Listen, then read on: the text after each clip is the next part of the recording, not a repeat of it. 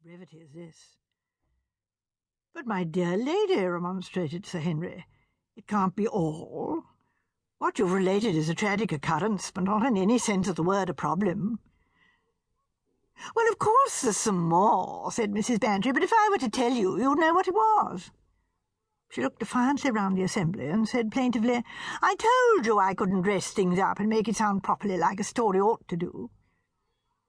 "Aha," said Sir Henry. He sat up in his chair and adjusted an eyeglass. "Really, you know, Scheherazade, this is most refreshing. Our ingenuity is challenged. I'm not so sure you haven't done it on purpose, to stimulate our curiosity. A few brisk rounds of 20 questions is indicated. I think. Miss Marple, will you begin?" "I'd like to know something about the cook," said Miss Marple. "She must have been a very stupid woman, or else very inexperienced." "She was just very stupid," said Mrs. Bantry. "She cried a great deal afterwards, and said the leaves had been picked and brought into her as sage. And how was she to know?" "Not one who thought for herself," said Miss Marple.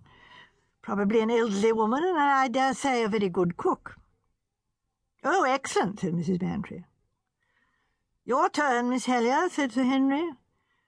"Oh, you mean to ask a question?" There was a pause while Jane pondered.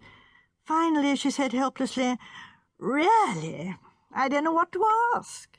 Her beautiful eyes looked appealingly at Sir Henry.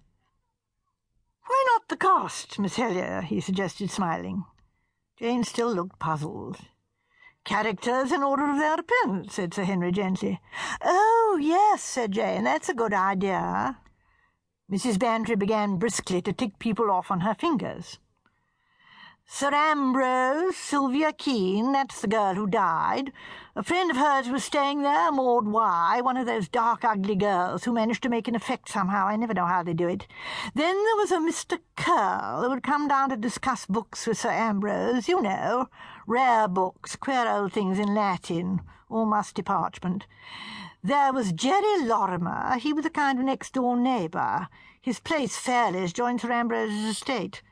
And there was Mrs. Carpenter, one of those middle-aged pussies who all seemed to manage to dig themselves in comfortably somewhere.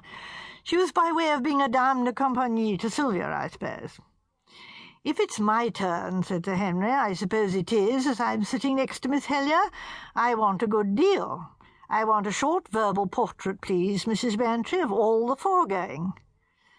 "Oh," Mrs. Bantry hesitated. "Sir Ambrose, now," continued Sir Henry. "Start with him. What was he like?" "Oh, he was a very distinguished-looking old man, and not so really very old, not more than 60, I suppose, but he was very delicate. He had a weak heart. He could never go upstairs, and he had to have a lift put in, so that made him seem older than he was. Very charming manners. Courtly, that's the word that describes him best. You never saw him ruffled or upset. He had beautiful white hair and a particularly charming voice." "Good," said Sir Henry. "I see Sir Ambrose." "Now, the girl Sylvia, what did you say her name was?" "Sylvia Keene. She was pretty, really very pretty. Fair-haired, you know, and a lovely skin. Not perhaps very clever, in fact rather stupid." "Oh, come, Dolly," protested her husband. "Arthur, of course, wouldn't think so," said Mrs. Bantry dryly, "but she was stupid. She really never said anything worth listening to." "One of the most graceful creatures I ever saw," said Colonel Bantry warmly. "See her playing tennis. Charming, simply charming, and she was full of fun. Most amusing little thing, and such a pretty way with her. I bet the young fellows all thought so." "That's just where you're wrong," said Mrs. Bantry. "Youth, as such, has no charms for young men nowadays. It's only old duffers like you, Arthur, who sit maundering on about young girls." "Being young's no good," said Jane. "You've got to have S.A." "What," said Miss Marple, "is S.A.?" "Sex appeal," said Jane. "Ah, yes," said Miss Marple, "what in my day they used to call having the come hither in your eye." "Not a bad description," said Sir Henry.